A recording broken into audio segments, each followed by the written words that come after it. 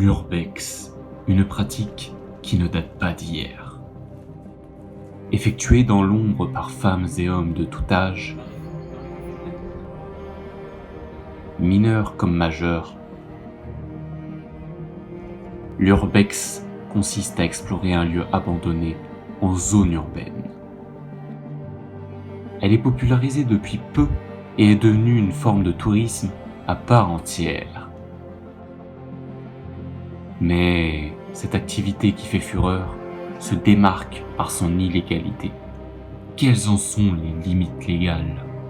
Quel est ce sentiment de liberté que ressentent les explorateurs urbains en bravant les règles de la société?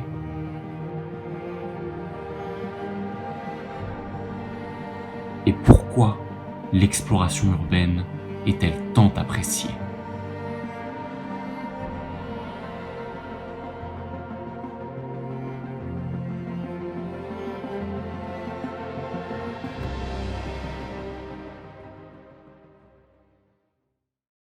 Nous avons décidé de suivre l'un de ces explorateurs, et c'est ici, dans le sud parisien, que nous sommes partis à la rencontre d'Arthur Sato, un explorateur urbain actif depuis 2018. C'est ça, c'est bien Arthur? Ouais, c'est ça. Enchanté. Dès l'entrée, nous sommes plongés dans l'univers de l'exploration urbaine, de son illégalité, de son aventure et surtout de sa marginalité. En effet, Arthur Sato nous fait passer par un grillage retiré au préalable dans un lieu où l'on aperçoit clairement le panneau nous interdisant l'accès. On sent déjà l'adrénaline monter et l'excitation que cela procure. Bonjour, je m'appelle Arthur Sato, donc je fais de l'urbex depuis 2018. Je dirais même avant 2017 parce qu'au lycée on avait une sorte de petite cave et on allait dedans, donc voilà. Le lieu est délabré, tagué, les murs s'abîment et le sol est jonché d'éléments en tout genre. On a un peu du mal à s'imaginer au premier abord qu'est-ce qui dans tout ça fascine les explorateurs urbains. Mais à la vue de notre entrée dans le lieu, c'est sans doute les dangers qu'entraîne l'urbex qui attire autant. Une excitation liée à l'interdiction de la pratique, mais aussi une excitation liée au danger physique que l'on peut clairement retrouver dans ce lieu. À la base, l'urbex, j'ai commencé parce que c'était pour découvrir notre ville en fait, parce qu'on avait un lieu vraiment qu'on connaissait depuis tout petit dans notre ville. On savait que c'était interdit, mais on s'est dit allez après les cours on y va et tout, tous ensemble, et c'est ce qu'on a fait. Et depuis ce jour-là, voilà, c'est devenu une passion. La passion viendrait donc apparemment du dépassement des lois et peut-être aussi de l'effet de groupe que vivait Arthur Sato plus jeune. Une seconde hypothèse, assez intéressante, concernerait l'histoire du lieu en lui-même et le fait de s'imaginer l'endroit avant qu'il soit abandonné lorsqu'il était encore fréquenté. Donc moi aussi je m'intéresse à l'histoire des lieux et j'aime bien m'imaginer le lieu comme c'était avant. Par exemple ici, on s'imagine facilement ce qu'il pouvait y avoir ici. Voilà. Puis même par exemple là il n'y a plus de toit. Et j'y suis allé il y a 2 ans, il y avait encore un toit, donc c'est bien parce qu'avec les époques on voit le lieu encore évoluer et c'est ça qui est incroyable. Voilà. C'est vrai qu'on ne s'en rend pas forcément compte, mais ça a aussi été une clinique privée et un centre d'enseignement pour les mères célibataires. C'est vrai que c'est assez fou parce qu'on dirait pas comme ça ressemble plus à grand chose, mais bon, maintenant c'est pour des squatteurs et des explorateurs urbains, donc voilà, c'est l'histoire de ce lieu. Une belle histoire qui nous amène tout droit dans un tout autre type d'exploration urbaine au nord-ouest de Paris. Une école d'architecture avec une allure encore relativement bonne.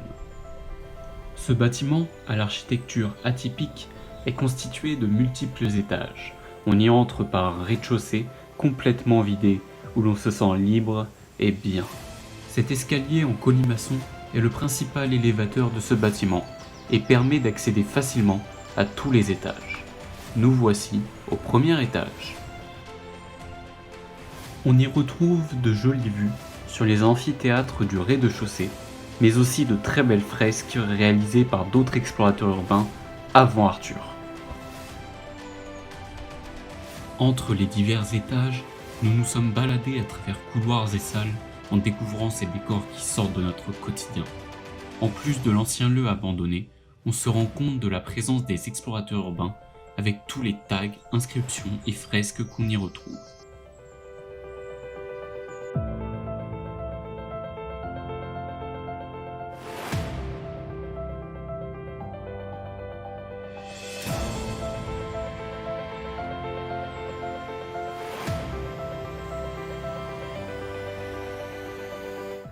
d'abord, la toute première fois que j'ai fait de l'urbex, c'était dans les catacombes. Dans les catacombes de Paris, mais pas celles autorisées, hein, celles interdites. Donc on avait trouvé un petit accès et voilà, donc c'était un samedi, je m'en souviens. Non, un dimanche. Et ouais, c'était assez sympa. Mais très vite, alors on a rencontré un premier groupe, donc tout s'est bien passé parce qu'il y a beaucoup de groupes là-bas.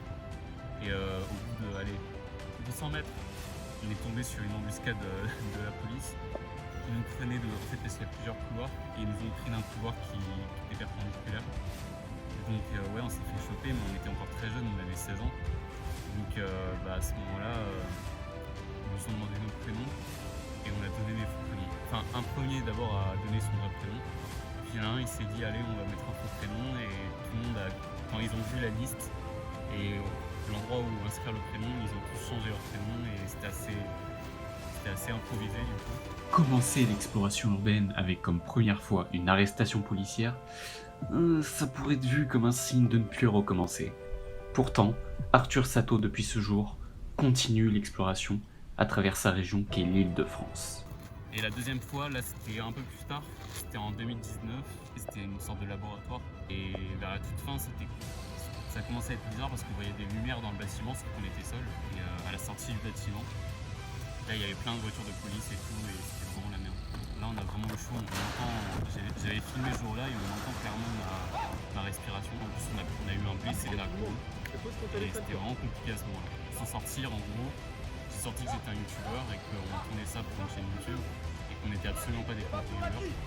Et heureusement, on s'en est sorti sans problème. Avec un blessé, mais voilà comment ça s'est passé. Finalement, l'urbex est bien une pratique complètement interdite qui mène à de l'arrestation policière qui, en cas de mauvaise tournure, peut finir au commissariat. Mais c'est justement ça qui fait sentir libre l'explorateur et qui crée de cette pratique une véritable addiction.